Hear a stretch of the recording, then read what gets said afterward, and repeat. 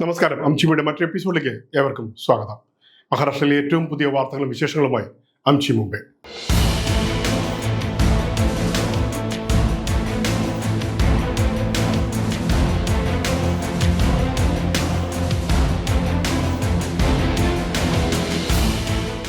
കാണാം മഹാരാഷ്ട്രയിലെ പ്രധാന വാർത്തകൾ. ഈ പരിപാടി നിങ്ങൾക്കായി സമർപ്പിക്കുന്നത് Amritveni Hair Elixir for Women. Azia Builders, building beyond blue. മഹാനഗരത്തിലെ രണ്ടാമത്തെ വിമാനത്താവളം നവി മുംബൈയിൽ പ്രവർത്തനം ആരംഭിച്ചു. കൊച്ചി അടക്കമുള്ള വിവിധ നഗരങ്ങളിലായി 30ഓളം സർവീസുകളുമായാണ് തുടക്കം. 4 ടെർമിനലുകളുള്ള വിമാനത്താവളത്തിന്റെ ആദ്യ ടെർമിനലാണ് പ്രവർത്തനം സജ്ജമായത്. ആദ്യഘട്ടത്തിൽ പ്രതിവർഷം 2 കോടി യാത്രക്കാരെയാണ് പ്രതീക്ഷിക്കുന്നത്. ഡിസംബർ 25 രാവിലെ 8 മണിക്ക് ബാംഗ്ലൂരിൽ നിന്നുള്ള ഇൻഡിഗോ വിമാനം പറന്നിറങ്ങിയതോടെ നവി മുംബൈ അന്താരാഷ്ട്ര വിമാനത്താവളം പ്രവർത്തനം ആരംഭിച്ചു. മഹാരാഷ്ട്രയുടെ വ്യോമയാന മേഖലയ്ക്ക് സുപ്രധാന നാഴികക്കല്ലായ വിമാനത്താവളം മുംബൈയിലെ പ്രധാന വിമാനത്താവളത്തിലെ തിരക്ക് കുറയ്ക്കാനും സഹായകമാകും. I'm very much excited. I'm very much happy what they are doing. The security and everything is good. ഈ ക്രിസ്മസ് ദിനത്തിൽ വളരെ എക്സൈറ്റഡ് ആണ്. നവി മുംബൈയിലെ പുതിയ എയർപോർട്ട് ഇന്ന് ഓപ്പറേഷൻ ആരംഭിച്ച ദിവസം തന്നെ ആദ്യ യാത്ര ഞാൻ ഇവിടുന്ന് കൊച്ചിയിലേക്ക് നടത്തുകയാണ്. എല്ലാ ഫെസിലിറ്റീസും അതുപോലെ തന്നെ കടകളും ഷോപ്പുകളും എല്ലാം ഉണ്ട് ഇതിൻ്റെ ഉള്ളിൽ. ഇന്ന് ഈ എയർപോർട്ടിൻ്റെ ആദ്യത്തെ ദിവസം, ഓപ്പറേഷൻ്റെ ആദ്യത്തെ ദിവസമാണ്. ഞാൻ കൊച്ചിക്ക് പോകുന്ന ഇൻഡിഗോ ഫ്ലൈറ്റിന് വേണ്ടി വെയിറ്റ് ചെയ്യുകയാണ്. എല്ലാ സൗകര്യങ്ങളും, ഓപ്പറേഷൻസ് എല്ലാം വളരെ സ്മൂത്തായിട്ട് നടക്കുന്നുണ്ട്. ഒരു അസൗകര്യവും ഉണ്ടായില്ല. പൊതുവെ ആൾക്കാർ കുറവായിരുന്നു, ഫ്ലൈറ്റുകൾ കുറവായിരുന്നുകൊണ്ടായിരിക്കാം. എങ്കിലും ഇനിയും എല്ലാ വ്യവസ്ഥകളും അവർ നന്നായിട്ട് തന്നെ ചെയ്തിട്ടുണ്ട്. 2025 ഒക്ടോബർ 8 പ്രധാനമന്ത്രി നരേന്ദ്രമോദിയാണ് ഉദ്ഘാടനം ചെയ്തത്.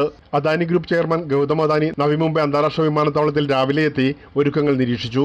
സിഡ്കോയും അദാനി എയർപോർട്ട് ഹോൾഡിംഗ്സ് ലിമിറ്റഡും തമ്മിലുള്ള പൊതു സ്വകാര്യ പങ്കാളിത്തത്തിലാണ് NMIA വികസിപ്പിച്ചിരിക്കുന്നത്. പുതുതായി ഉദ്ഘാടനം ചെയ്ത വിമാനത്താവളത്തിൽ യാത്രാ പ്രവർത്തനങ്ങൾക്ക് ഔപചാരിക ഉദ്ഘാടനം കുറിക്കുന്നതിന്റെ പ്രതീകമായി റൺവേയിൽ ആചാരപരമായ ജലപീരങ്കി സല്യൂട്ട് നൽകി ഉദ്ഘാടന യാത്രക്കാരെ സ്വീകരിച്ചു. ഏകദേശം 3 പതിറ്റാണ്ടുകൾ നീണ്ട ദീർഘവും സങ്കീർണവുമായ വികസന യാത്രയ്ക്ക് ശേഷമാണ് പദ്ധതി സാക്ഷാത്കാരമാകുന്നത്. വാണിജ്യ പ്രവർത്തനം ആരംഭിച്ച നവി മുംബൈ അന്താരാഷ്ട്ര വിമാനത്താവളം യാത്രക്കാരെ സ്വാഗതം ചെയ്യുന്നത് ഡിജിറ്റൽ ഫസ്റ്റ് നൂതന സംവിധാനങ്ങളുമായാണ്. സൗജന്യ high speed wifi, real time flight അപ്ഡേറ്റുകൾ, വെർച്വൽ അസിസ്റ്റന്റ് സേവനങ്ങളെല്ലാം ഒറ്റ ആപ്പിലൂടെ ലഭ്യമാകും. അദാനി ഗ്രൂപ്പ് വികസിപ്പിച്ച നവി മുംബൈ അന്താരാഷ്ട്ര വിമാനത്താവളത്തിൽ യാത്രക്കാർക്ക് ടെർമിനൽ മുഴുവൻ 10 Mbps വരെ സൗജന്യ ഹൈസ്പീഡ് വൈഫൈ ലഭ്യമാകും.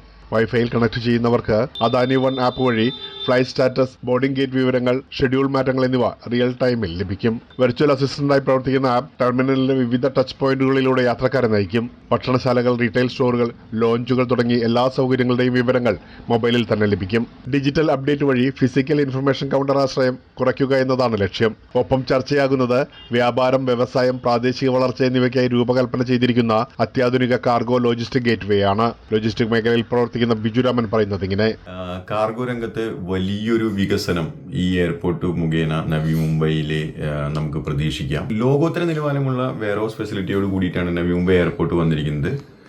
അതുപോലെ തന്നെ നമ്മൾ നിരവധി തൊഴിലവസരങ്ങൾ ഈ കാർഗോയുമായി ബന്ധപ്പെട്ടുകൊണ്ട് നവി മുംബൈയിൽ നമുക്കിപ്പോൾ പ്രതീക്ഷിക്കാവുന്നതാണ്. നമുക്ക് തന്നെ ഒരുപാട് ഷിപ്മെൻറ്റ്സ് ഇനിയിപ്പോൾ ബോംബെക്കാളും കൂടുതലായി ഇനി നവി മുംബൈയിൽ നിന്നായിരിക്കും എന്നാണ് നമ്മളുടെ പ്രതീക്ഷ. കാരണം ലോകോത്തര ഗുണനിലവാരത്തിലുള്ളൊരു കാർഗോ ഫെസിലിറ്റിയാണ് നവി മുംബൈയിൽ തയ്യാറാക്കിയിരിക്കുന്നത്. 20 ദശലക്ഷം യാത്രക്കാരെ കൈകാര്യം ചെയ്യാനുള്ള ആദ്യഘട്ട ശേഷിയോടെ ആരംഭിക്കുന്ന നവി മുംബൈ വിമാനത്താവളം ഡിജിറ്റൽ സൗകര്യങ്ങളിലൂടെ ഇന്ത്യയിലെ സ്മാർട്ട് എയർപോർട്ടുകളുടെ പുതിയ മാതൃകയാകാനാണ് ഒരുങ്ങുന്നത്. മുംബൈ പൂനെ യാത്രാ സമയം 90 മിനിറ്റിൽ. പുതിയ എക്സ്പ്രസ് വേ പ്രഖ്യാപിച്ച് കേന്ദ്ര റോഡ് ഗതാഗത മന്ത്രി നിതിൻ ഗഡ്കരി. കൂടാതെ മഹാരാഷ്ട്രയ്ക്ക് 1.5 ലക്ഷം കോടി രൂപയുടെ അടിസ്ഥാന സൗകര്യ പദ്ധതികളും അനുവദിച്ചതായി മന്ത്രി അറിയിച്ചു. മഹാരാഷ്ട്രയിലെ ഏറ്റവും തിരക്കേറിയ പാതകളിലൊന്നായ മുംബൈ പൂനെ റൂട്ടിൽ ദിവസേന യാത്ര ചെയ്യുന്നവർക്കും പതിവായി യാത്ര ചെയ്യുന്നവർക്കും ആശ്വാസം നൽകുന്നതാണ് പുതിയ എക്സ്പ്രസ് വേ പദ്ധതിയുടെ പ്രഖ്യാപനം. पुणे मुंबई जवळपास 1.5 ते 1.25 तासात होईल रिंग रोडपर्यंत. आणि बंगलोरपासून पुणे ते बंगलोर असं धरून मुंबई, पुणे आणि बंगलोर हे साधारणतः 5-5.5 तासामध्ये कव्हर होईल. ഈ പദ്ധതി യാഥാർത്ഥ്യമാകുന്നതോടെ യാത്രാസമയം 90 മിനിറ്റായി കുറയുമെന്ന് കേന്ദ്ര റോഡ് ഗതാഗത മന്ത്രി നിതിൻ ഗഡ്കരി പറയുന്നു. വേഗതയേറിയ കണക്ടിവിറ്റി പൂർത്തിയാകുമ്പോൾ പ്രൊഫഷണലുകൾക്കും ബിസിനസ്സുകാർക്കും സർക്കാർ ഉദ്യോഗസ്ഥർക്കും മുംബൈയിൽ നിന്ന് പൂനെയിലേക്ക് ഒരേ ദിവസം യാത്ര സാധ്യമാകും. ഇതോടെ നിർമ്മാണ ജോലികൾ പുരോഗമിച്ചുകൊണ്ടിരിക്കുന്ന ഹൈവേ അടിസ്ഥാന സൗകര്യ പദ്ധതികൾ നിലവിലുള്ള 2.5 മുതൽ 3 മണിക്കൂർ വരെയുള്ള യാത്രാസമയം ഗണ്യമായി കുറയ്ക്കുമെന്നും മന്ത്രി പറഞ്ഞു. മുനിസിപ്പൽ കോർപ്പറേഷൻ തെരഞ്ഞെടുപ്പിന് മുന്നോടിയായി ശിവസേന, താക്കറെ പക്ഷവും MNSും സഖ്യം പ്രഖ്യാപിച്ചു. മഹാരാഷ്ട്രയിൽ നിന്നും മുംബൈ പിടിച്ചെടുക്കാൻ ശ്രമിക്കുന്നവരെ ഇല്ലാതാക്കുമെന്ന് ഉദ്ധവ് താക്കറെ. അടുത്ത മുംബൈ മേയറെ ഞങ്ങൾ തീരുമാനിക്കുമെന്ന് രാജ് താക്കറെ. ജനുവരി 15 നടക്കുന്ന തദ്ദേശ സ്വയംഭരണ തെരഞ്ഞെടുപ്പിനായി ശിവസേന UBTയും മഹാരാഷ്ട്ര നവനിർമ്മാണ സേനയും തമ്മിലുള്ള സഖ്യം പ്രഖ്യാപിച്ചു. ती शिवसेना आणि महाराष्ट्र नवनिर्माण सेनेची युती झाली हे आज आम्ही आपल्याला जाहीर करत आहोत. മുംബൈയിൽ കസിൻ ഉദ്ധവ് താക്കറെയുടെ സാന്നിധ്യത്തിലായിരുന്നു രാജ് താക്കറെയുടെ പ്രഖ്യാപനം. നാസിക്കിൽ സമാനമായ സഖ്യം പ്രഖ്യാപിക്കുമെന്നും മുംബൈ മേയർ തങ്ങൾ തീരുമാനിക്കുമെന്നും രാജ് താക്കറെ പറഞ്ഞു. मुंबईचा महापौर मराठीच होणार आणि तो आमचाच होणार. ഇക്കാര്യത്തിൽ ശരത് പവാറുമായി ചർച്ച നടത്തി വരികയാണെന്നും രാജ് താക്കറെ സൂചിപ്പിച്ചു. എന്നിരുന്നാലും ഉയർന്ന സാധ്യതയുള്ള BMC തെരഞ്ഞെടുപ്പിൽ ഇരു പാർട്ടികളും തമ്മിലുള്ള സീറ്റ് വിഭജനത്തിന്റെ വിശദാംശങ്ങൾ രാജ് താക്കറെ പങ്കുവച്ചില്ല. ശിവസേന 145 മുതൽ 150 സീറ്റുകളിലും MNS 65 മുതൽ 70 സീറ്റുകളിൽ മത്സരിക്കുമെന്ന് സൂചനയുണ്ട്.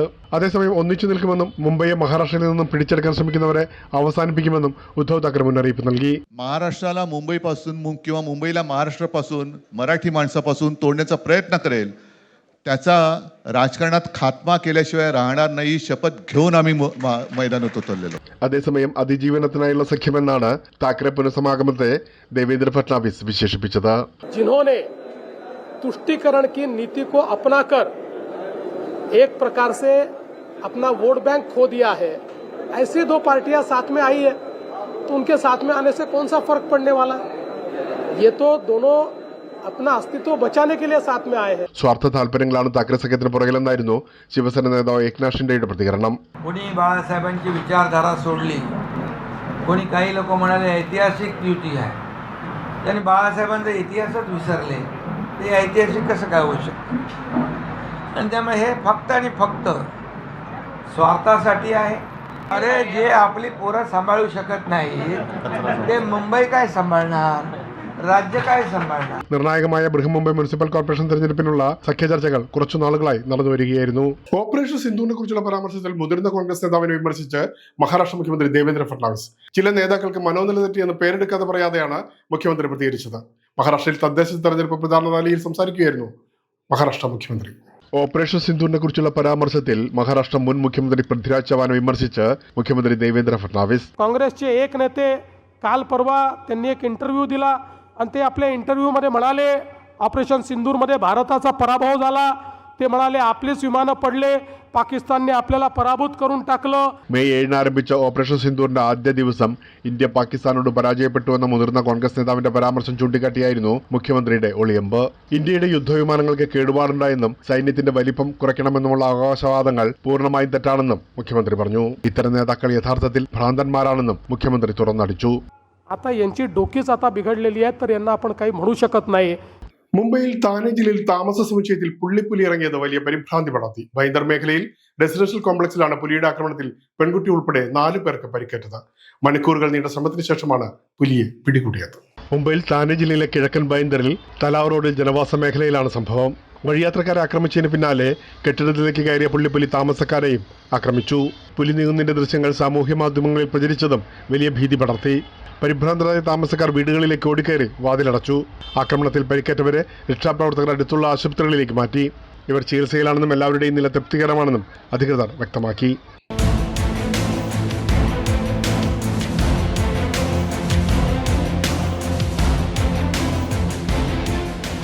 മഹാരാഷ്ട്രയിലെ ഏറ്റവും പുതിയ വാർത്തകളും വിശേഷങ്ങളുമായി അംശി മുംബൈ എല്ലാ ശനിയാഴ്ച വൈകിട്ട് 4:30 കൈരളി ന്യൂസിൽ.